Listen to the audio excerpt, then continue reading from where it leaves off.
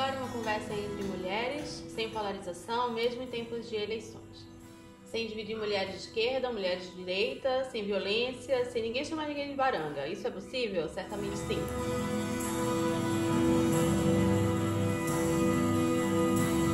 Uma pergunta para a gente então avançar aqui no papo sobre mercado de trabalho é como existe ainda algum ser humano que possa achar razoável falar que em qualquer lugar do mundo mulheres deveriam ganhar menos do que homens. Eu converso com mulheres de todos os espectros políticos, de orientações religiosas diferentes, e as mulheres não estão mais para isso, gente. Então eu queria entender por que esse discurso ainda encontra eco. As atividades que são pensadas como atividades para mulheres desempenharem, elas não são interpretadas pelo senso comum como trabalho. Então, por exemplo, a própria questão da licença maternidade é lida por muitas pessoas como férias.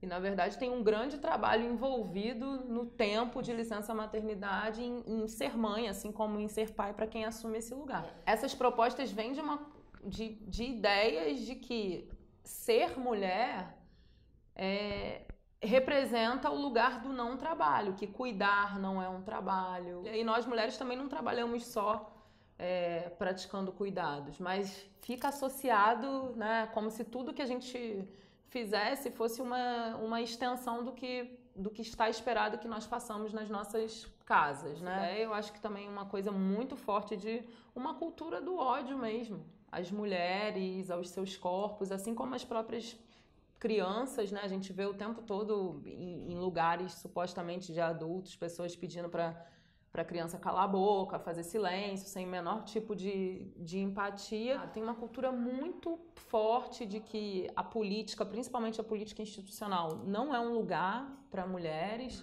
A gente vê a situação extrema a que isso chegou, que foi a execução trágica da vereadora Marielle Franco, né? Que na verdade, é uma narrativa de que você está ocupando um lugar que não é para você e nós vamos te mostrar isso da maneira que a gente sabe fazer. Então, acho que isso tudo vai autorizando esses discursos. Não é um discurso que nasce isolado, ele está dentro de um contexto que não autoriza mulheres a serem pensadas e tratadas como sujeitos que pensam, que fazem, que têm as suas próprias opiniões, que ocupam os mais diversos espaços. Tem um sentido de hierarquizar trabalhos muito presente nessa cultura. A mulher sai para levar o filho no médico, então, teoricamente, a mulher está produzindo menos na lógica desse discurso, né? Não que eu esteja validando ele de forma alguma, mas você passa a produzir menos a partir do momento que você se torna mãe. Então, né, quantas mulheres muitas vezes não são contratadas porque você pode estar pensando em engravidar ou você acabou de casar, coisas absurdas, né, que a gente acaba escutando, infelizmente, no mercado. Eu acho que uma forma que eu gosto de pensar essa questão do salário e de diferenças no mercado de trabalho, abstraindo completamente sobre essa questão de gênero, o que a gente acha que salário tem que medir? Ela tem que medir a produtividade dos trabalhadores, independente de raça, independente de gênero e etc. Implicitamente na cabeça das pessoas tem essa ideia de que a mulher de alguma forma é menos produtiva. E se isso é verdade, o que eu não sei se é verdade, e é super difícil de medir, né? Talvez seja razoável, né, que o salário reflita essa produtividade, mas acho que a primeira questão é: por que isso está associado à mulher? Por que a mulher se torna menos produtiva?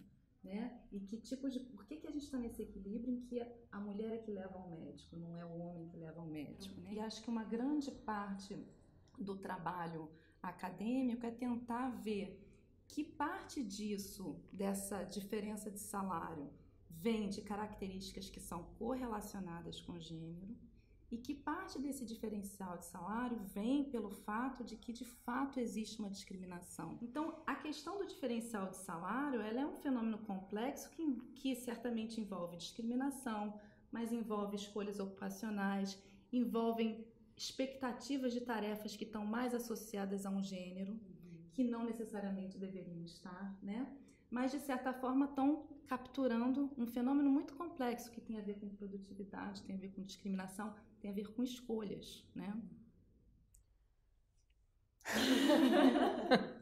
Não, assim, eu acho bem complicado a gente trabalhar com uma ideia de escolha também como um algo universal que tivesse ali para ser escolhido. Eu acho que escolhas são caminhos de possibilidade também. Eu me recuso a pensar que entre duas mulheres, uma escolheu ser empregada doméstica e a outra escolheu ser engenheira. Eu acho que são caminhos que a gente vai fazendo, e esses caminhos eles estão relacionados a gênero, a raça, a classe, a sexualidade. Então, assim, eu tenho muita dificuldade de pensar essa categoria da escolha como tá ali numa prateleira e, eu quero fazer engenharia, eu quero ser isso, eu quero ser aquilo. Então, já hoje tem pesquisas que mostram que em buscas por vagas de emprego, os algoritmos do Google tendem a demonstrar as vagas de maior pagamento para os homens e não mostrar para as mulheres. E quando questionado sobre isso, o Google fala que essa é a intenção dos anunciantes. E que isso tem a ver com como as mulheres negociam, como elas se sentem na posição de procurar por essas vagas. Então, isso é uma coisa que é lá da origem e que a gente está construindo um mundo completamente novo, um novo mundo do trabalho que vai reproduzir todos esses preconceitos. Do que as mulheres precisam, né, para se fortalecer, assim? E aí eu me pergunto, por que nesse momento, quando a gente fala em reivindicação de direitos, ou quando a gente fala em feminismo, é tudo sempre um grande palavrão se você não tá no meio de um monte de mulheres que estão no movimento, reivindicando, né? Acho que a gente também olha para tudo com muito preconceito em geral, quando eu falo a gente, mulheres.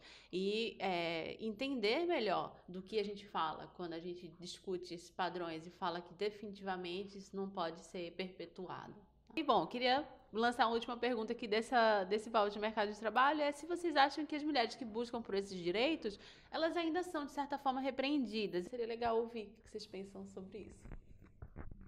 Nossa, eu tenho certeza que sim, né? Acho que a Giovana já falou o que aconteceu com Marielle Franco, né? Então, o que acontece? Como é vista uma mulher que chega a um espaço de poder? E isso não interessa que orientação política você tem, assim, analisando friamente qual é a visão que a sociedade tem de uma mulher que chegou neste lugar que não era o lugar esperado para ela. E não é apenas que ela vai sofrer preconceito, que ela vai ser chamada de ambiciosa.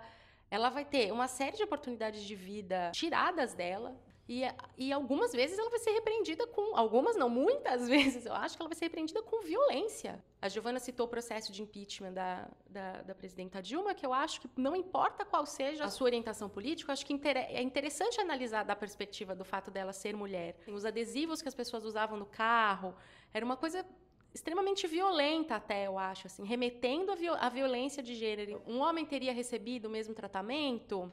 Acredito que não, e eu acho que isso é prejudicial para mulheres de todas as orientações políticas, porque assim que a gente quiser, se for do seu interesse também chegar lá, também estar nesses espaços, você vai enfrentar o mesmo tipo de preconceito e possivelmente de violência mesmo. Acho que a gente está num momento de muita urgência dessa temática.